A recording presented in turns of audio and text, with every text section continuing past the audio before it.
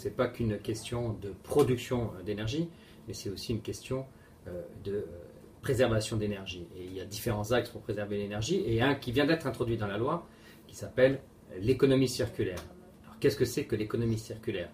L'économie circulaire, c'est repenser notre modèle de production et de consommation extrêmement gaspilleur de matières premières, de ressources. On jette, on brûle beaucoup trop. Si nous étions dans un modèle sur lequel on préserve ces matières, eh bien derrière, nous générerions beaucoup moins de besoins d'énergie. Alors dans la loi ici présente, on n'aborde que le côté déchets, recyclage. Nous, les écologistes, nous proposons un amendement qui portera sur la définition de l'économie circulaire pour garder l'ouverture. Ce n'est pas que du recyclage, c'est aussi la question de l'allongement de la durée de vie des produits, réparation, réutilisation, c'est l'économie de la fonctionnalité, c'est l'écologie industrielle. Donc il faut garder et ouvrir la définition de l'économie circulaire.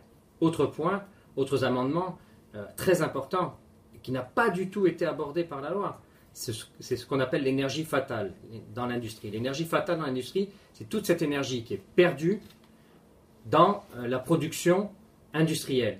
C'est 30% de la consommation énergétique électrique française qui est perdue actuellement dans notre process industriel. Soit parce que c'est le process en lui-même qui est générateur d'énergie, soit parce qu'on n'a pas investi suffisamment. Donc dans un cas, il faut orienter vers des investissements pour avoir des machines beaucoup plus modernes, et dans l'autre, c'est partager cette énergie. Une industrie qui perd de l'énergie dans son process parce que c'est le process, elle pourrait non pas le perdre, mais le transmettre, cette énergie, à une autre activité en proximité. C'est ce qu'on appelle l'écologie industrielle, qui est un des fondements de l'économie circulaire. Donc voilà les deux piliers essentiels de notre engagement sur l'enjeu économie circulaire.